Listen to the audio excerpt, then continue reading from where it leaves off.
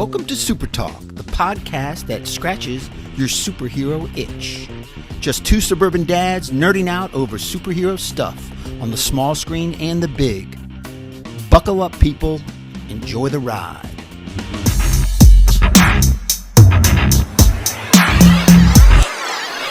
YouTube is live. Welcome back, YouTubers. We got the good, the bad, and the ugly today. Professor, how you looking? You good? I'm good. You ready? I am ready. And 3. Welcome to Super Talk, the weekly podcast dedicated to news and reviews of comic book media on the big and small screen. This is episode number 64. I'm your host, Brian Professor Pedersen. With me, as always, is my illustrious co-host, Titanium Tony Estrella. Titanium. Professor, take us to school. How are you, sir? I'm doing well. You want to talk about your April Fool's joke to me today? Yeah. Not cool. Not cool. Literally, I believe you. The goal was, as long as you jumped on your phone or on your computer for at least 30 seconds searching to see if you could find the news somewhere. Try 30 minutes. Try a half hour. Yeah. I had a joke with Titanium. Right when I was jumping in the car to drive home today, I said, send them breaking news. Marvel delays Thor Love and Thunder to September 2nd amidst production delays. And Titanium's like, oh, come on, say April Fools. And I didn't say anything for like half an hour. And I'm sure he was around searching for everything. That was funny. Not saying that won't happen. You jinxed it, right? Yeah, exactly. Not saying that won't happen. It's like talking about how great a kicker is, and then the next thing you know, boom, he misses the field goal. It's the announcer's curse, right? Exactly. He's made 5 free throws in a row. Oh, he missed one, This guy hasn't missed a 6-foot putt all week. Boom, he misses one, right? Yeah. Clutch putt. Yeah. Well, hopefully we don't have any news like that to report, and we'll refrain from any April Fool's jokes. The internet's full of them today, and you just kind of got to take everything you see on the internet today with a grain of salt. Yeah. I saw that James Gunn put out a tweet that there was an on-set picture of him and the new Adam Warlock from the set of Guardians of the Galaxy 3, and it was a super close-up picture of the two of them that had been like completely digitized out of focus on purpose, and like people were taking that picture and like trying to put it in Photoshop and get it back in focus, and it's like, dude, he's trolling you guys. Come on. Exactly. Yeah. All right, well, let's get started. First, we want to thank the patrons. These are patreon.com/supertalk. These are the listeners that bring the show directly to you. $1 an episode, that's how you become a patron. You can support the show directly. Please do so. Patreon.com/supertalk. Well, let's jump right into the review section. We got a big week this week, so we got 2 really new things to talk about. First and foremost, we got the premiere episode of Moon Knight on Wednesday, Disney Plus. What'd you think? Absolutely loved it.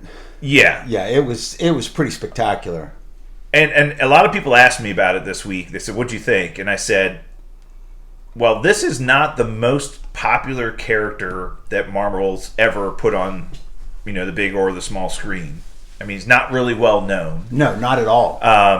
He is a B, if not C list character as far as the novice is concerned. So if you think about this is the first character to headline a show or movie in a long time. Well, show on Disney Plus that has never been seen anywhere else.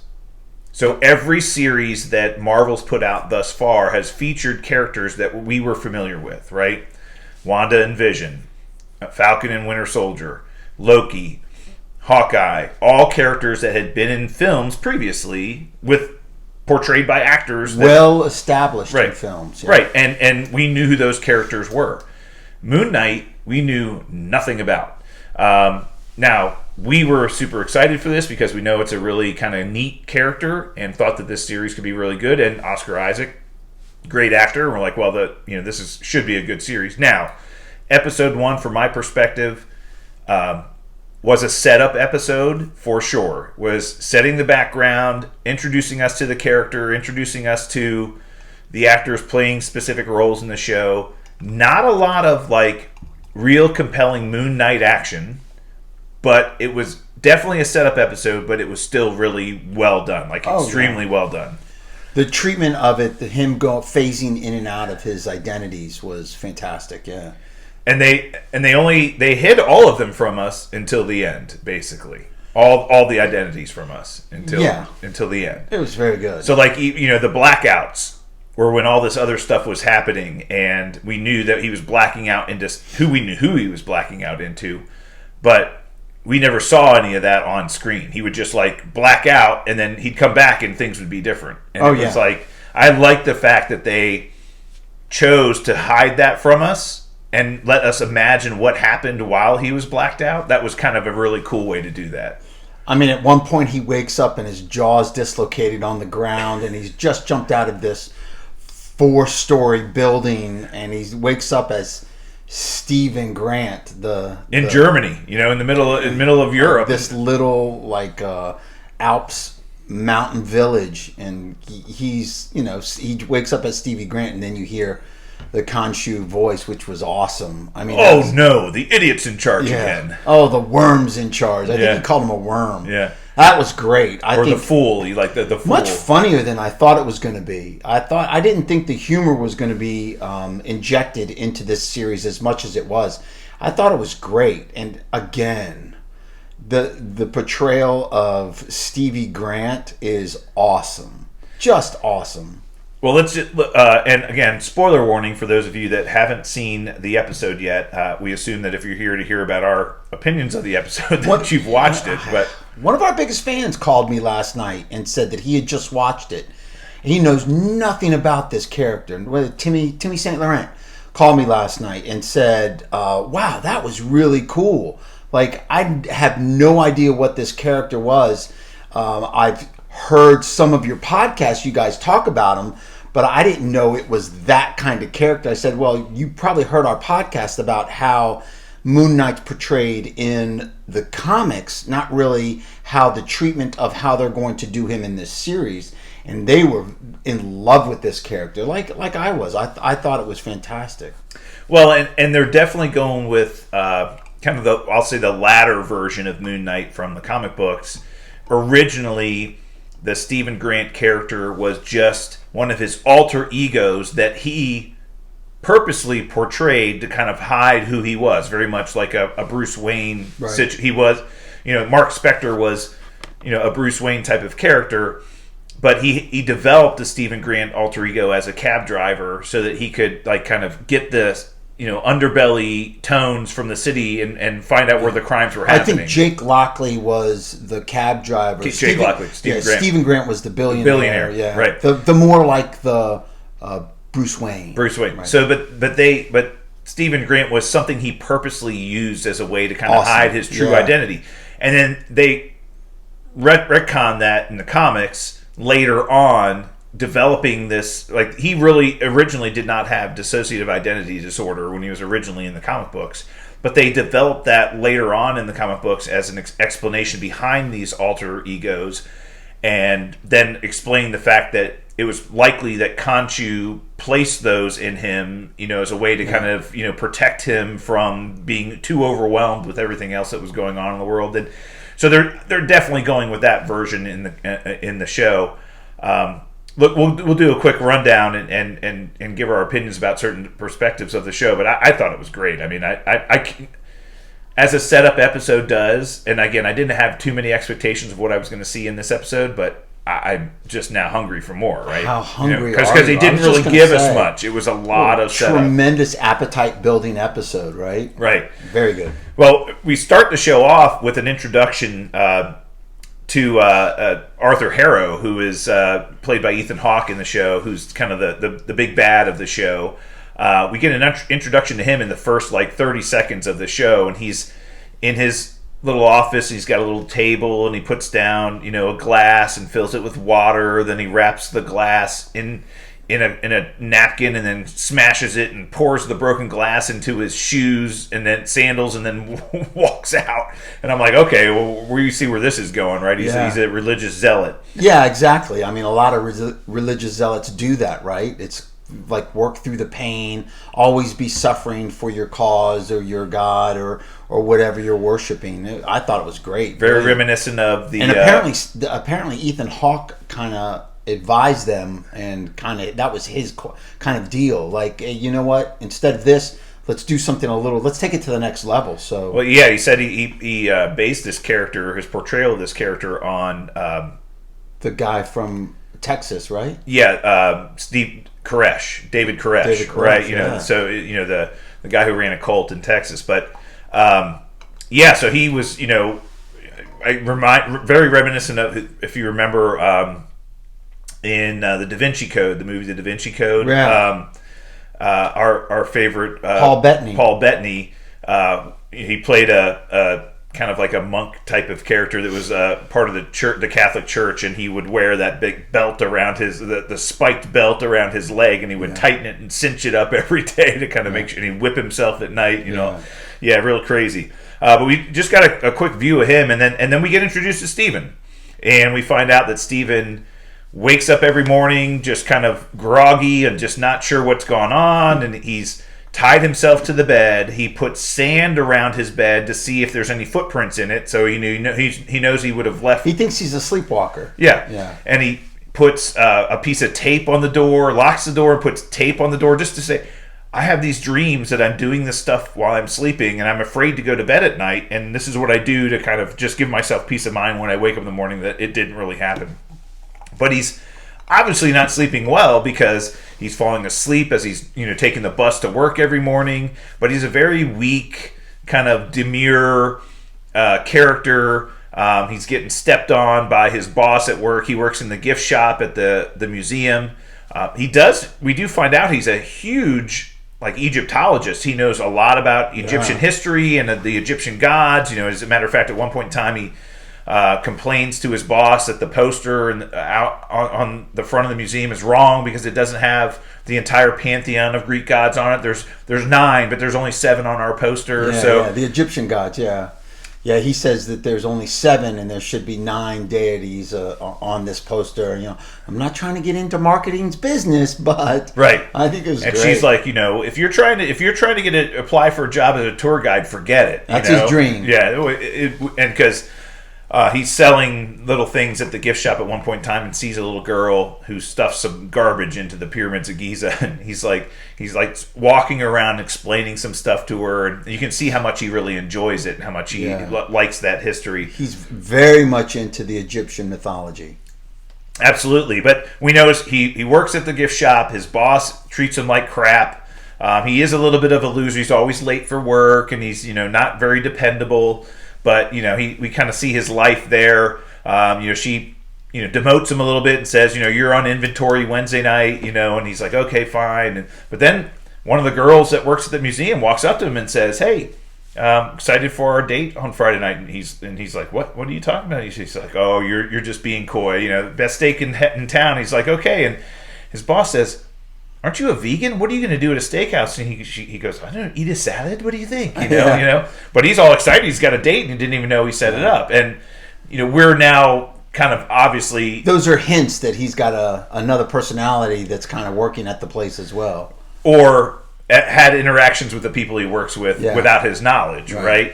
And so, then he goes home and he talks... He leaves voicemails on his phone for his mom. What do you think that's about? Do you think that's just him leaving voicemails to an open line or something? Yeah, I think these are all things that Mark has set up to keep up the facade. Keep him quiet. I think, what they may be doing is that the Stephen Grant character is a way to kind of protect Mark a little bit because, and maybe we'll find out that what happens when he becomes Moon Knight and the servant of the avatar of Khonshu is so difficult for him to handle mentally that his body was forced to create this other personality to protect him, and that he can't spend too much time as Mark Spector without going crazy or without, being mentally disabled or whatever. And maybe that's just a defense mechanism his body created, and he knows that now, so he's now cultivating it, right? Yeah. So we learn throughout the episode all the things that Mark Spector's doing to keep up that facade, right? Yeah. Obviously, if he is going out at night, he's putting more sand down, he's putting tape back on the door, he's tying his leg to the bed before he goes to sleep. We find out at one point in time that the goldfish that he has in his tank is missing one fin, just like Nemo. And then the next day, he's got a new goldfish that grew back, or the goldfish grew back its fin, and he's like, what happened? This is crazy. Obviously, he goes to bed on a Wednesday night, and he wakes up on a Sunday. He had a date Friday that he thought. So you can see there's large periods of time where he's out. And he's not Stephen Grant. He's not Stephen Grant. So he's out of his body, and he's missing that period of time. And that's probably what killed the goldfish. And Mark Spector either bought the goldfish, or it could be another. He was gone for like 4 days, right? Yeah. It could be another personality we haven't met yet. But I think they're going to keep it pretty tight. And it's so interesting. I think it's fascinating. Well, that 4 days he missed was the time that he was in Germany, and again, Titanium mentioned this. He had woken up on the ground, his jaw's broken, his legs broken, but he resets itself, and then he's getting shot at and chased through town by these cronies, and then he sees the Arthur Harrow character walk into the square and hold court amongst all the citizens of this little town, and we find out that he is an agent of Ammit, the Egyptian god of justice, Egyptian god of something. Yeah. But he's got this scale on his arm, and he has a cane that has 2 crocodile heads on it, which is the Egyptian god Ammit has a crocodile face and a lion body, I believe.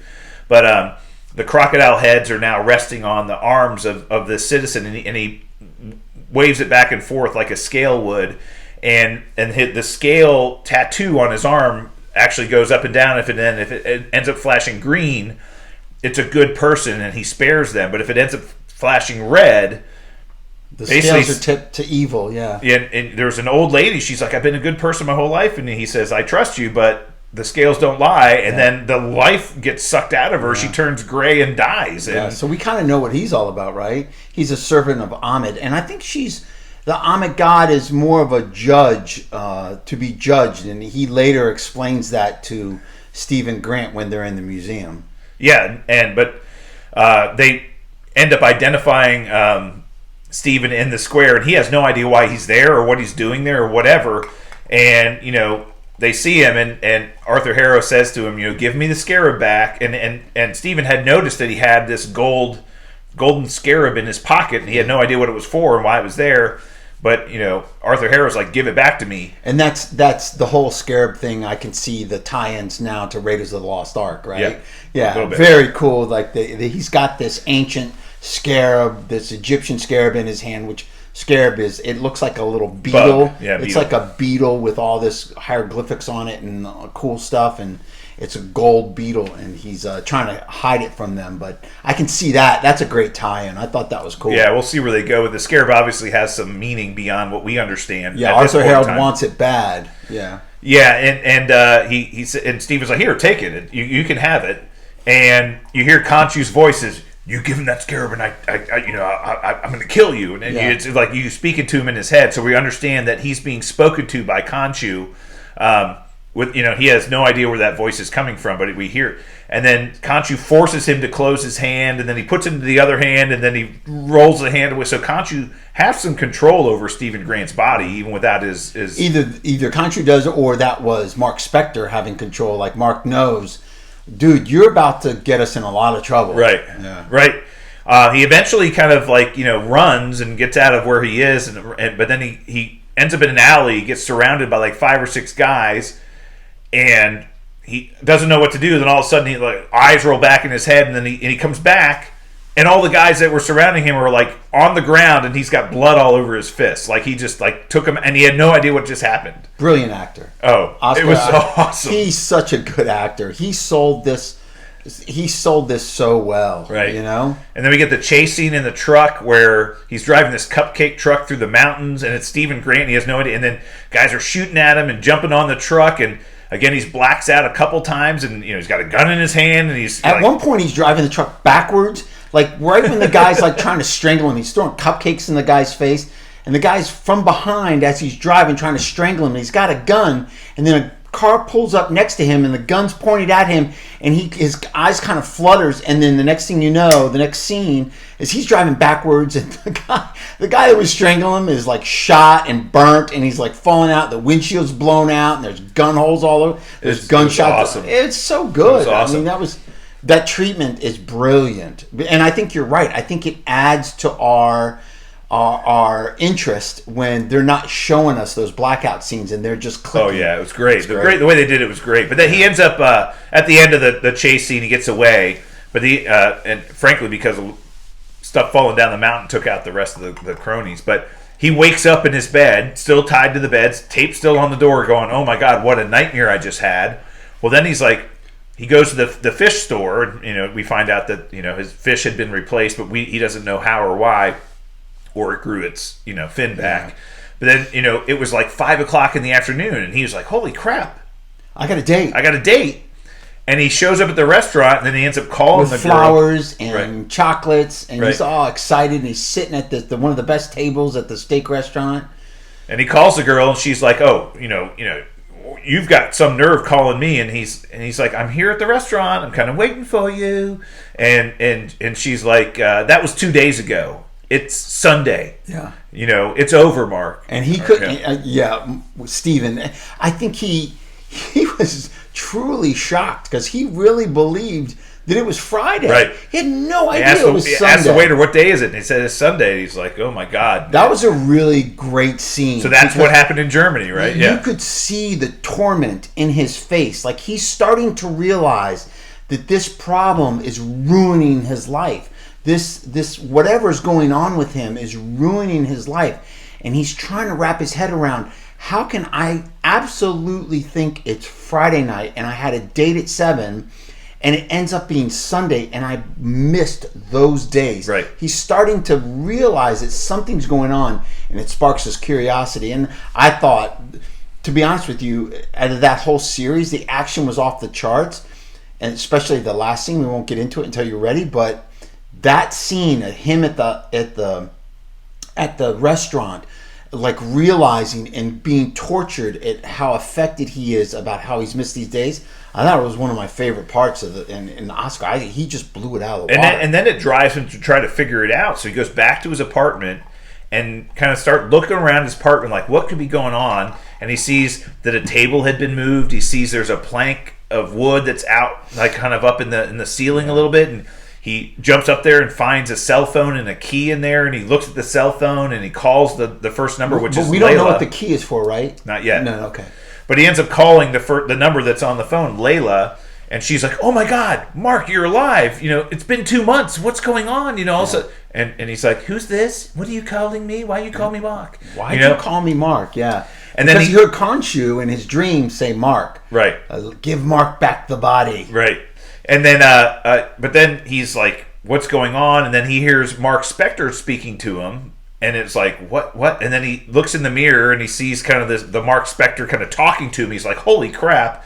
And then the lights start flickering, and he goes outside and he's like trying to get out of the building, but then he sees Khonshu walking towards him. It's all that whole scene that we saw from the trailer. Spectacular. Was great.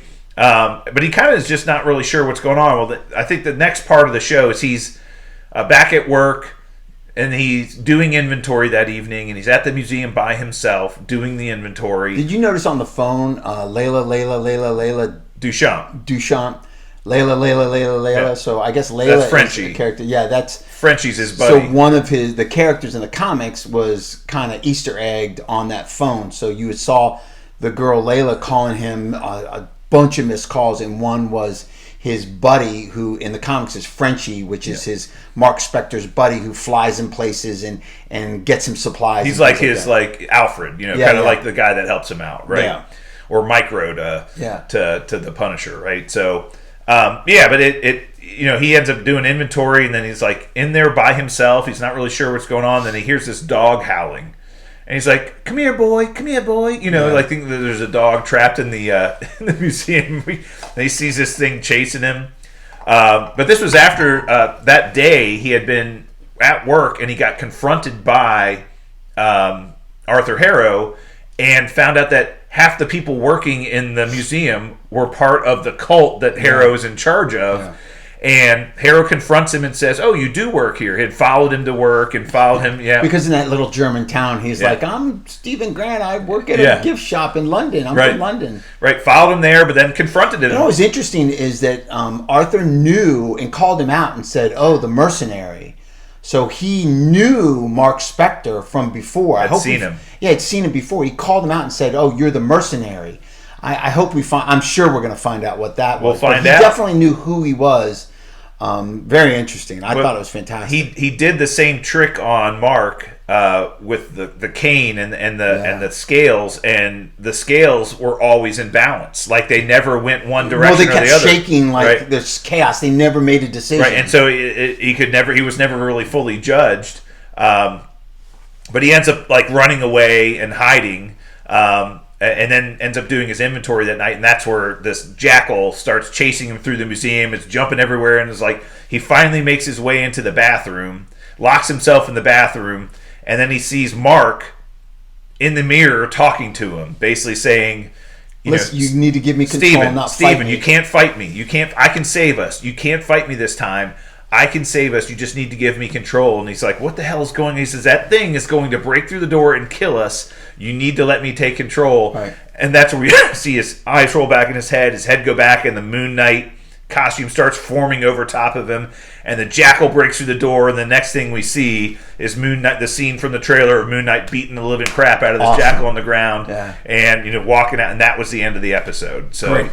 So good. Yeah. It was a great way to introduce that character. I think they did it so smart, too. Well, and we're going to learn, I assume, the next couple episodes are going to give us more about, Mark and Steven will have more interaction with each other. They'll kind of explain what's going on. We'll get more, and it seems like Steven's going to be more of a front and forward character in this, at least early on. And so I think it's going to be from Steven's perspective for at least the first 2 or 3 episodes, where we might just get a little bit of pieces of Mark through the mirror and through the I think they're going to give us how Mark became Moon Knight. I think they're going to we'll get some backstory of like him getting killed. Yeah. And then what's the Scarab? The Scarab. I think we're going to find out what indirectly. I mean, obviously, Arthur's main goal is to bring Ahmed out of that dimension onto Earth so that he can judge those that have been bad. He explains to Mark that Hitler, Pol Pot, all these evil dictators that killed genocide would have been stopped if he had judged them. Yeah, so that's their main goal, which is very reminiscent of Thanos, right? Like, well, that's the question. If he had been there, had Thanos been stopped, had all these bad things that had happened before been prevented, and that's the theory of this cult, right? Is that if Ahmed had been here to judge everybody, none of these bad things would have ever happened. Yeah. And it sounds like he knows a lot of the history of Ahmed, and that he was betrayed thousands of years ago in ancient Egypt by his own avatar, and there's popular theories out there that could possibly be Ramatut, which is Kang the Conqueror's original one of his original identities when he went back in time to live in ancient Egypt. But hey, there's lots of Easter eggs. Now, is Arthur Harrow, you think Arthur Harrow's is he the avatar for Ahmed? That's what they're that's what I'm assuming. That's what they're assuming, and we're under the assumption that Mark Spector is now the avatar of Khonshu, right? Yeah. So, but I do believe next episode we'll probably get some flashbacks of him becoming Moon Knight and making the deal with Khonshu, and understanding how that all happened. But that'd be really cool. How excited are you for that next episode? Yeah, it's pretty good. I'm looking. I mean, again, an hour at a time sucks, but it's really kind of cool too. Yeah, I'm glad. Yeah. I'm glad it's here. Yeah. So I overall, I didn't expect too much out of this first episode, knowing it was going to be an episode spent introducing everybody who subscribes to Disney Plus to this character of Moon Knight. I think we're going to be seeing a lot more of the Moon Knight character in action over these next couple of episodes. But I do think Stephen Grant is going to be a big part of this early on. Now, maybe later on in the series, Mark starts taking over and we get some of his perspective, but I guess we'll see. Yeah, I'm looking forward to it. It was great. Me too. It was really good. Really, really good. And I guess we also got the timeline of when this is happening. This happens after Hawkeye. So the Thanos stuff has already happened. It happened after Hawkeye. So we are up to date with this series. We are... Yeah, it's in I guess, current times, right? Yeah. Right, because Hawkeye was around the Christmas time because we had the tree in Rockefeller Center. So now we're kind of in like spring of after Thanos, after all that happened. After the snap, right. This is after the snap as well. So Yeah, absolutely.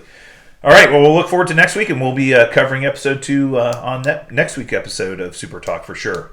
Let's get into the news section. Not a lot of news this week for lots of reasons. I think because of the Moon Knight premiere and a lot of other things, and frankly, all we're hearing, nowadays is about the slap. I mean, that is just like everything that is being talked about anywhere right now. It's just like the fallback, and Chris Rock having his first comedy show after it, and all this. I mean, it's just that's all you're hearing about online now. But the one thing I did want to mention is, so I did wanted to cite where Spider-Man No Way Home kind of finished in the box office after it kind of had its run.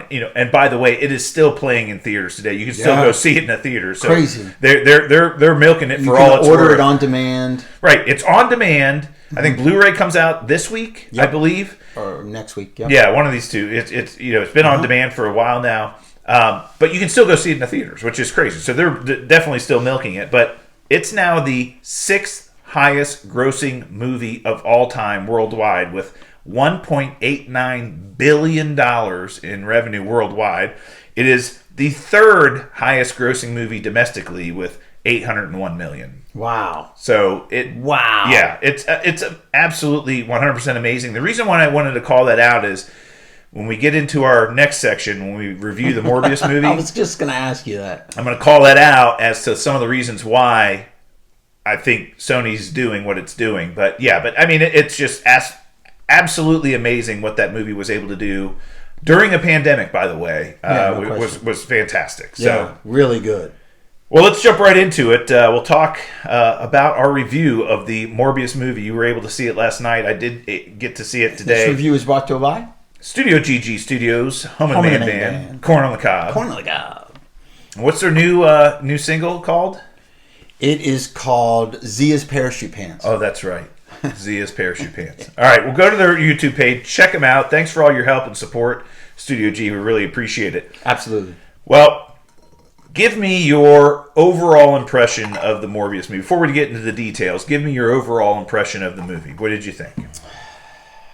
And discounting the end, because I'm going to tell you what I thought of the movie in general. All right. And then this was before I saw the post-credit scenes, which just pissed me off to all hell. We won't get into that, but... Oh, by the way, spoiler warning! If you haven't seen the Morbius movie, we're going to talk about. We're going to talk about some details.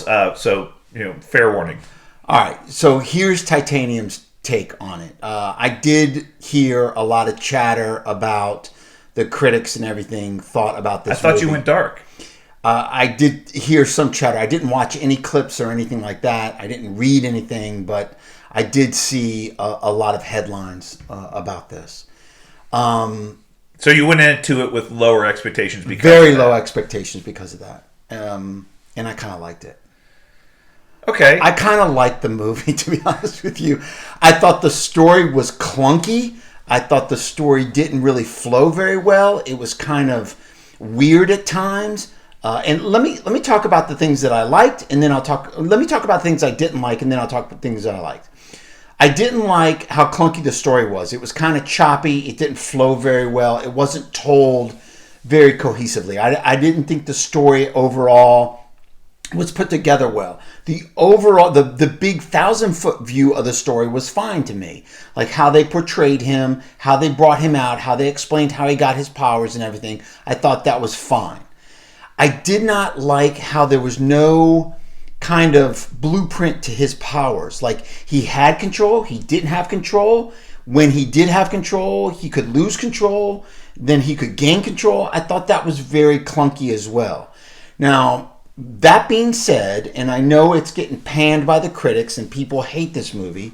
That being said, I thought it was good. I thought it was entertaining. And there was a lot of critics that said the special effects kind of were awful. I thought the special effects were great. I mean, as far as my opinion, I thought they were great. I thought Jared Leto did a great job. His supporting actors did a great job. I thought he was amazing at the living vampire. I thought the special effects and the way he looked was incredible, like haunting. I would have liked it to have been a little more scary, maybe, a little more horror. But overall, I thought it wasn't great. It was good for me. Yeah, I mean, look, and again, we'll talk about the post-credit scenes later. Before I saw... I think... But tell me how you felt about the movie, because I think the post-credit scenes had a lot to do with the overall movie. That's what I was going to say, is that the post-credit scenes definitely made me feel worse than I would have felt had I not seen them. That being said, overall, it was good. I wouldn't even say good. It was okay. It wasn't great. No. It wasn't even very good. It was okay. It was not bad. I didn't like...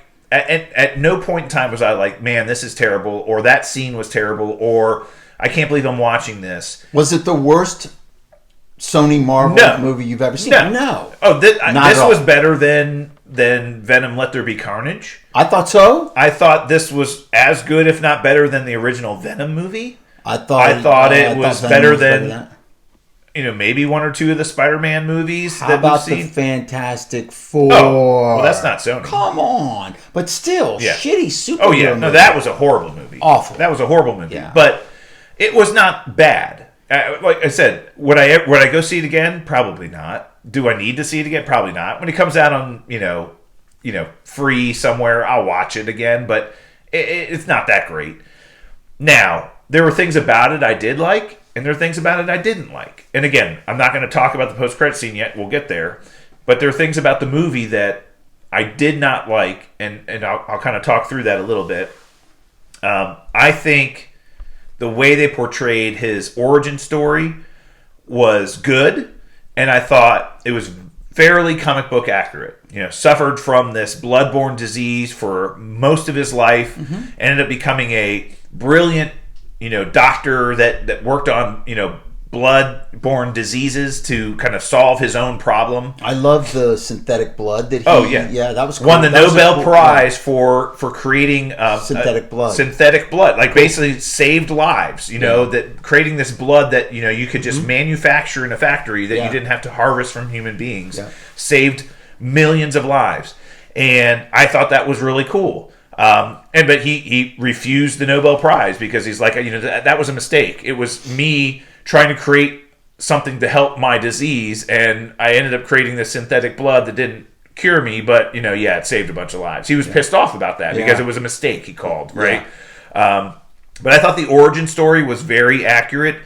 It took some time to get there. Clunky. We got a lot of background of him going to Costa Rica and capturing a bunch of vampire bats and bringing them back to his lab. Did you notice that the trailer, like the scenes of that scene in the trailer in the movie were missing? Like, if you're going to run now. Yeah, they cut a lot of little things out of it.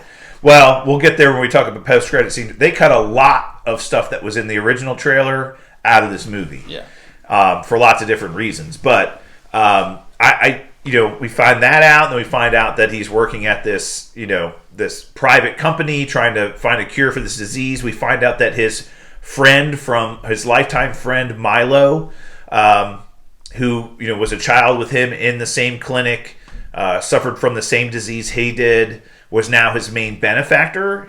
Somehow became rich and was now funding all of his research and funding all of his exploits.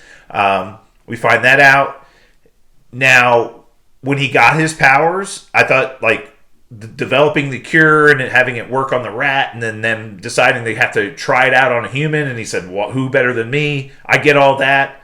The fact they had to go on a boat in international waters to do it, I kind of get that, too. That made a lot of sense. And again, what happened when he got the serum the first time and what it turned him into, I thought that whole part of the movie where he turned into this living vampire and then there are all these mercenaries on the boat and he has to kill them and he is just wrecking house. Yeah. But and I think the next few scenes after that where it's like a sense of discovery after he kind of gets off the boat and realizes I turned into that because my body needed blood. Yeah. And when I don't have the blood, I turn into this thing that has a need to hunt and it needs to consume and drink blood. But and again, this is how brilliant he is. He figured out that the synthetic blood that he created satiated him. Yeah. It was able to quell those desires. And he turned back into like his human form when he was on that blood, which was really cool. But fleeting. Right. Yeah. He figured out the synthetic blood worked initially for 6 hours, but it was dwindling. It was then 4 hours. Yeah. And he's like, eventually I'm going to have no other choice but to drink real blood or else I'm going to, turn into this thing. His disease would come back if he didn't consume blood or the synthetic blood, his disease would start to ravage him and he would start to deteriorate. So all that was cool, and I think the experiments he was doing on himself in his lab of his discovery of his powers, testing himself out, realizing he has echolocation and he's super. Some of that was missing in the trailer too. Like when he lifted up the crypt or whatever. They cut a lot of that out. Right, but he realized he had super speed, super strength, and then he had echolocation and he could use it. That whole sense of discovery was really cool. Yeah. But then one of the scenes.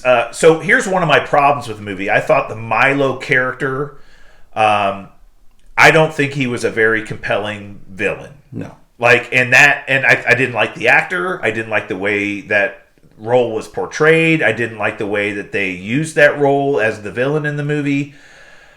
And I'll get into other things that bothered me later on, but that storyline kind of sucked. Right. So what ended up happening was Michael locks himself into a cage basically inside of his lab and says, "I'm going to see how long I can go without blood before I can't control it anymore." And he's timing it, and Milo ends up showing up at his lab, finds him. And gets him some blood, after he had gone a certain amount of time without it, and he was like really suffering, and sees that he was able to walk, and he was strong, and he was healthy, and he's like, "Oh my God, you found a cure!" And Michael's like, "No way are you taking this? Yeah. I'm not turning you. It's a curse. I'm not turning you into what I've been turned into. He's a curse. It's terrible." He goes, "But you're cured. You're walking. Everything's good." Yeah. And he's like, "Get out of here! Get out of here! Get out of here!" Well.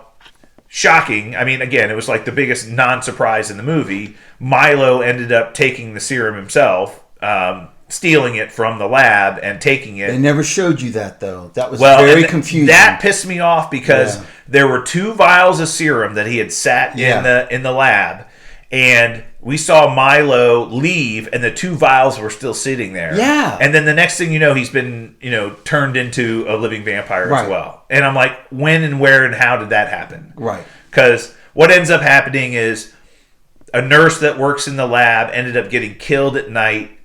Michael Morbius doesn't remember doing it because he felt like he's like, how did this happen? I don't know how this happened. Yeah. And he's starting to question if he's blacking out. Right. But big shocker, we find out that Milo had taken the cure and had turned into the living. But he, unlike Michael, who felt horrified by what he'd been turned into, embraces it. He's like, I feel better than I've ever felt in my life. And he said, if I have to go, hunt and kill people and drink their blood, so be it. Yeah. And it's my turn to live. I've been in pain and agony my whole life. This is a cure. He looked at it as a cure. Right. And, that kind of sets off. And Michael gets imprisoned and questioned by the police. And Milo shows up and gives him a bag of blood so that it lets Michael escape from the prison. But then they end up chasing each other through the city. And Michael's like, you can't do this. You can't do this. And he's like, why can't I? Kills like 5 police officers, that are chasing them and just has no remorse for anybody. And this is the really cool part of that's when Michael Morbius realized he could fly because the sound waves that were coming off the train, and he could glide on those sound waves. That was a kind of cool scene of him escaping that whole fight scene. So that, again, I thought the Milo character, the hunger villain, character that he turned into, I didn't like him. I didn't like the way he was portrayed. I didn't think he was that compelling a villain. They made Michael Morbius out to be this, doctor who was there to help people and cure people, and he refused to drink real blood. Right. Like, refused. He says, "I'm not going to drink real blood." He said, so basically they were portraying him as this, I'll say like an anti-hero, but basically saying he's a good guy just in a bad situation, right? Yes. Which kind of gets into the post-credit scenes a little bit, which we'll talk about. But anyway, he's able to then get his own lab, and wants to develop an anti-serum, and he has help from his girlfriend or coworker slash girlfriend, Martine. She ends up finding him and helping him. He creates this anti-serum, which basically is like deadly to bats, deadly to humans. He's like, it should kill him. He's like, I got to hunt this guy down and take him out because he's going to be taken out. And he ends up finding their mentor and ends up like killing their mentor, which Milo kills the mentor. Milo kills the mentor and is like, it's time to put him down. I got to put him down. Straw. And then at that scene, Milo had kidnapped Martine and brought her up onto a rooftop to kind of, get Michael to come out and in the open so they could fight. And he ends up like stabbing her in the neck, and she's like bleeding profusely from the neck and dying. And she says to him, "You can save me. Your blood can save me." And he ends up biting her and drinking her blood, which gives him strength.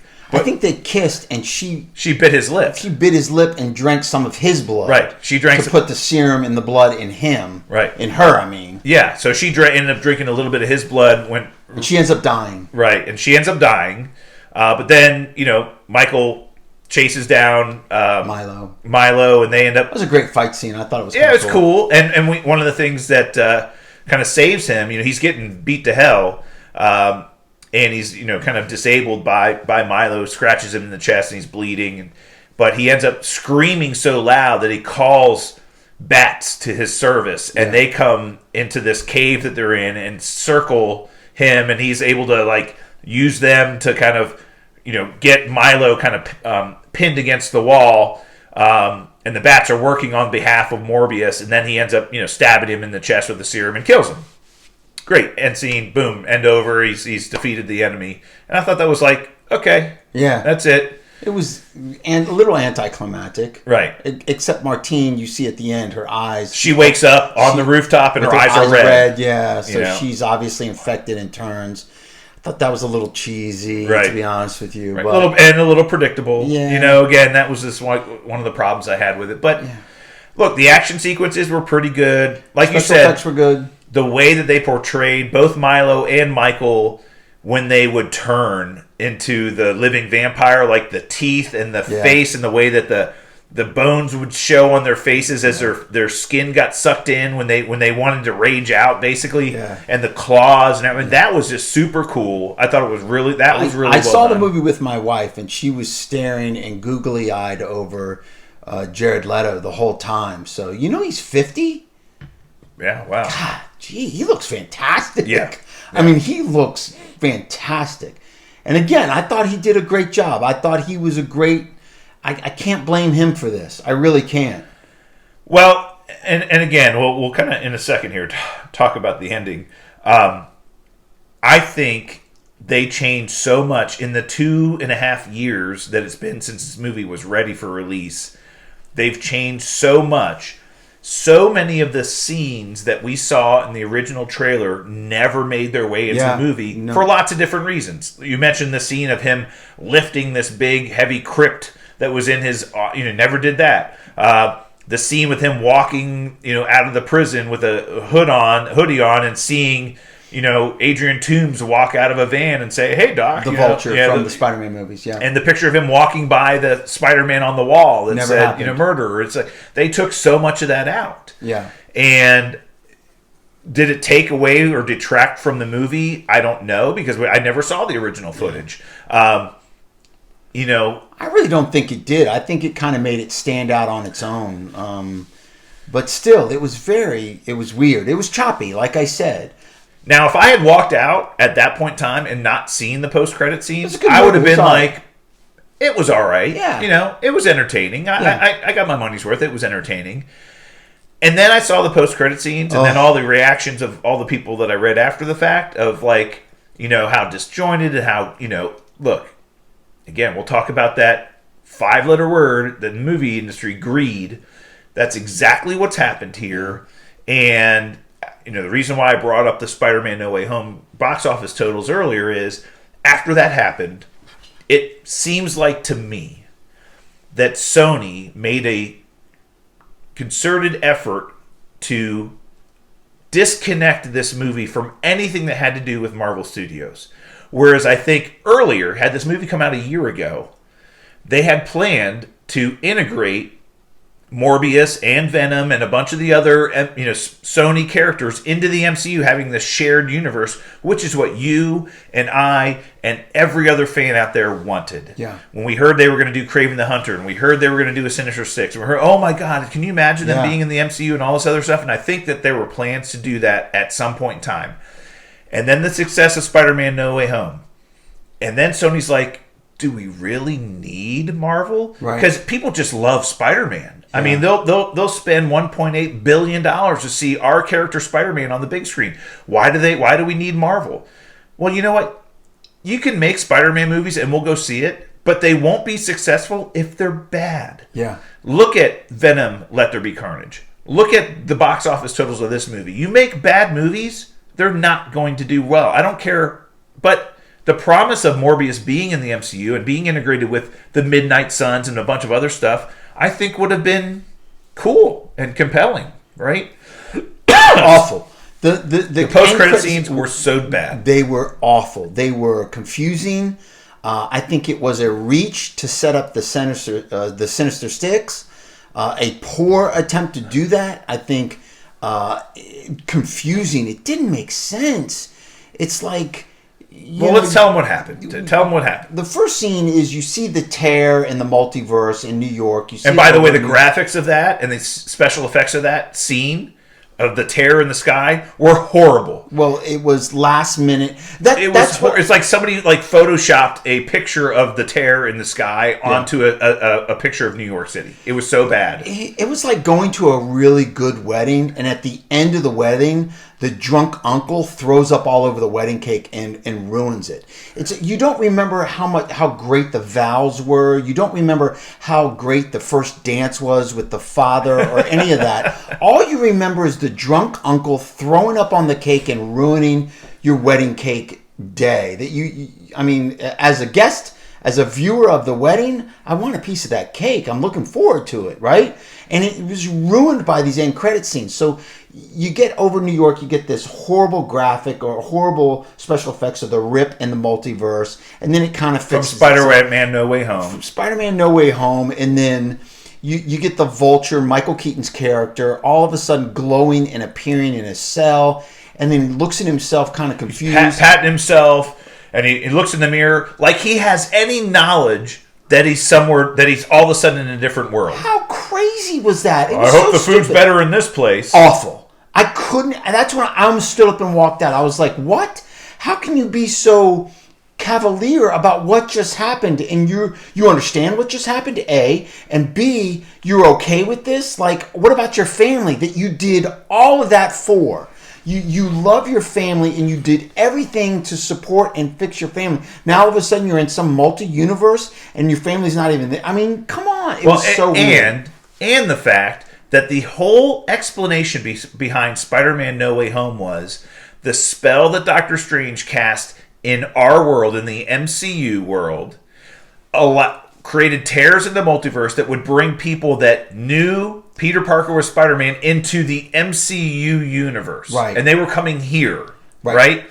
And then when he fixed that, they were sent back. Right. There was nothing about... And that's why Venom ended up coming here in the post-credit scene. So that was explained, that he came and then it was sent back when the spell was fixed. We got all that.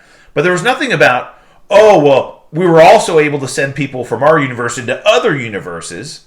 What? It was awful. So if that's the case, why didn't Thor and Hawkeye and go to other universes. Go to other universes because they all knew that Peter Parker was Spider-Man. It was a weak attempt to create what they're doing, and they've already admitted this. They're creating a Spider-Verse, and it was a weak attempt to kind of launch that. I thought. So that scene was absolutely horrible. Yeah, and the next one was even more horrific.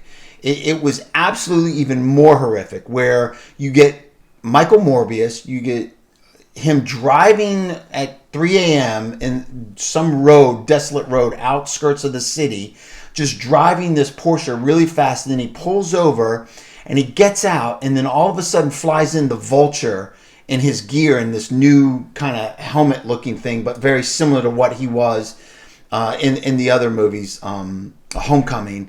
And then they have this conversation that's so weird. He's like, I've been reading about you in the papers, and I got to say I'm a big fan. I think guys like you and I should get together and do some good. Other people like us should do together. He says, I have no idea how I got here, but I have a feeling it has something to do with Spider-Man. Yeah.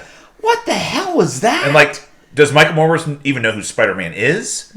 No. And why would And where did he get the suit from? We just saw a whole movie of Michael Morbius trying to be a good guy. Trying to be, and they're setting him up as an anti-hero, somebody that's a good person that won't drink human blood, that wants to do everything to cure himself. Now he's going to team up with the Sinister Six, this villain. It was so awful, bad. Who wrote that? So bad. It left such a bad taste in your mouth, and I tried to separate myself from the two end credit scenes from the movie itself, but you can't help, and I'm sure this is what the critics did.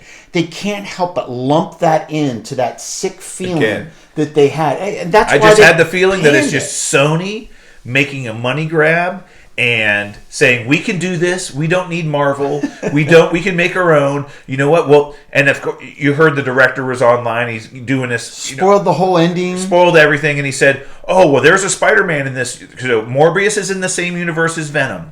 And there's a Spider-Man in that universe. We just don't know who it is yet, but you'll find out soon. So, it might be Miles Morales. It might be Andrew Garfield's version of Spider-Man. We don't know who it is, but you'll find out soon. Awful. And it's basically Sony saying, we can make our own Spider-Man universe, and we can make our own movies in our own universe. We don't need Marvel. Look, we're forced to share Tom Holland in that version of Spider-Man with Marvel because of the agreement we have. But all these other characters we have, they're going to be ours, and we're going to control and own all those, and we'll make tons of money doing our own thing over here. And we hear about all the projects they have coming up. The Madam Web project. We know Kraven the Hunter movie's coming out. We believe the Spider-Woman movie's in the works. Sinister Six. Sinister Six now is being set up. And now they're like, we're going to make all these Sony-based movies on Spider-Man. We're going to make tons of money.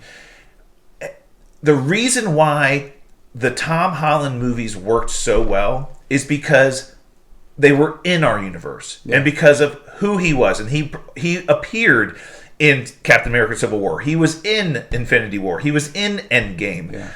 Iron Man was in the first Spider-Man movie. Yeah. Right? Yep. We had Doctor Strange in the last Spider-Man movie. The reason why they worked was not because it was Spider-Man and not because it was the Sony versions of Spider-Man that were in that movie. It was because of the integration with our MCU environment. And they were just good stories. And they were well done. Better stories. And let me correct people on this, because I hear a lot of this. This is Marvel's worst movie. I can't believe Marvel put this out. Marvel didn't put this out. Marvel Studios did not put this out. I'm sure they are rolling over, cringing when their name is in association with Nobody is happier right now than Kevin Feige about this movie. As long as people understand that this was a Sony project in association with Marvel, but Marvel had no creative rights. Marvel Studios had so there's a difference between Marvel and Marvel Studios. Yeah. Okay. Disney does not own Marvel. They own Marvel Studios. Yes. Right? Marvel, the entity, crosses a bunch of different things, right? Including, previously Fox, but also Paramount and Columbia Pictures and Sony and everything. So that Marvel, the entity, makes comic books, right? Yeah. So that's what they do. Marvel Studios is owned by Disney. Yeah. So that you're right. Marvel Studios had nothing to do with this movie. Zero. Right. Had nothing to do with it. This was a Sony pushed project in association with Marvel, not Marvel Studios. And it was very telling. And you know who I blame for all of this? Pascal. Amy Pascal. Amy Pascal. Again, it is so obvious to me that they are just chasing the money. They are just looking at what Spider-Man No Way Home did and saying, we can do this, we can make our own universe, we can make bad movies with great characters that people are going to be compelled to go see. And you know what? I'm not that compelled. Look, both Venom movies, not very happy with.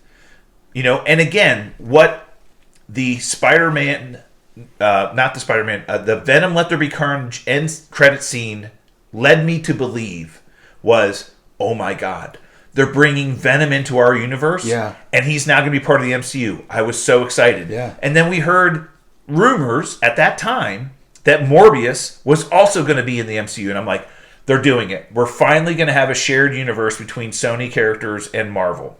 And we know the Fox characters are coming in. I was so excited. Yeah. And they completely rolled it all back. Yeah. They sent Venom back at the end of No Way Home. Yep. And they made Morbius his own thing in his own universe. And I'm like, I don't care anymore. Yeah. I don't care anymore. It'll be interesting to see moving forward what happens. But thank God. Well, look, they're paying the price. This movie is... It had a decent first night. The Thursday night, I think it did $5.7 million on a Thursday. We'll see about this weekend. I hope it sends a message. But the Rotten Tomatoes score from the critics is at 16%. It's awful. It's horrible. And even people like me, the people that saw it, their score is like low 60s, 60%. So it's still not great. Like I said, if I had to give my rating of the movie without the end credit scenes, I would have said it's like a 65. It was better than average. It wasn't bad. I wouldn't say it was a bad movie. No. And again, I liked it better than Venom Let There Be Carnage. There's no question. It wasn't great. But I would have looked at it as, okay, it's an origin story. You're telling the story. And I mentioned this last week. That was the way I looked at, the original Thor movie was not fantastic. But it was the promise of bringing Thor into our universe and what the future of that character held that got me excited.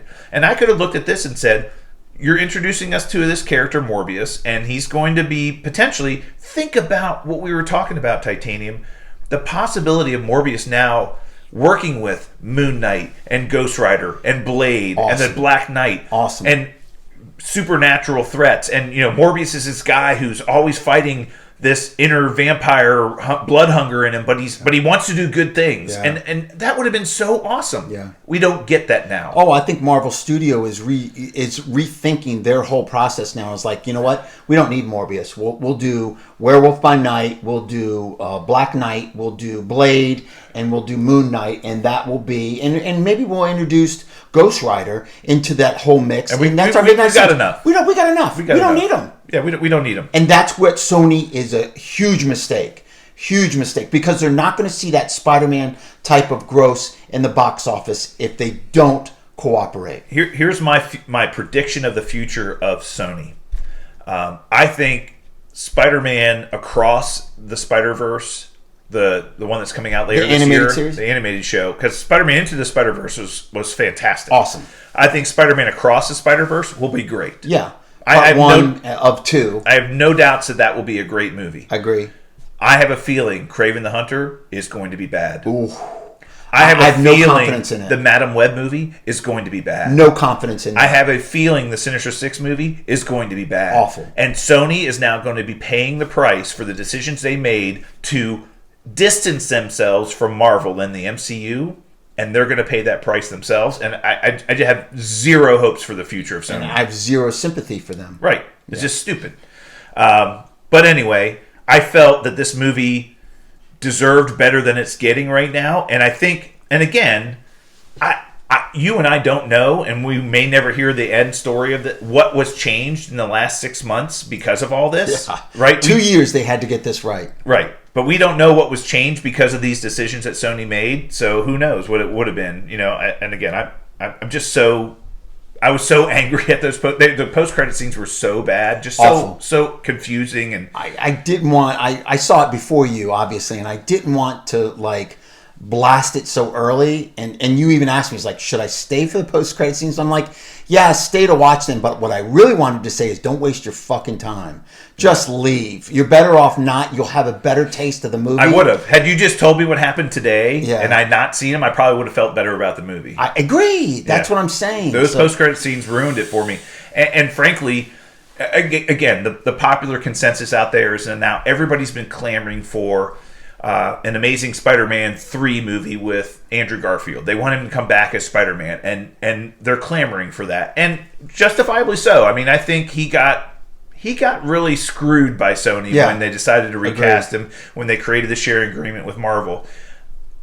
But I think they're going to introduce him as, because it can't be because if this is Venom's universe, it can't be Tobey Maguire, because he already had a Venom in his universe. Yes. So it's got to be Andrew Garfield's universe. And it's not going to be Tom Holland.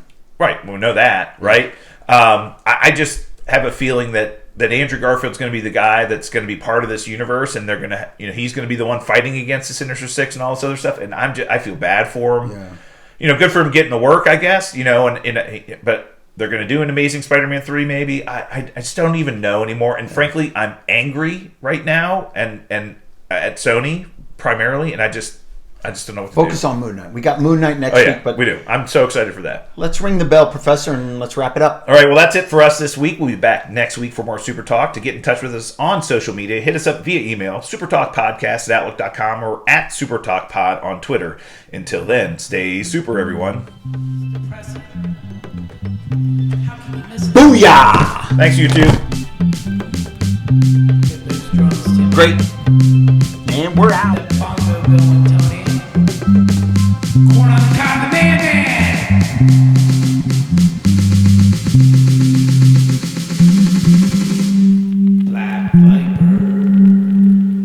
Everyone likes this game.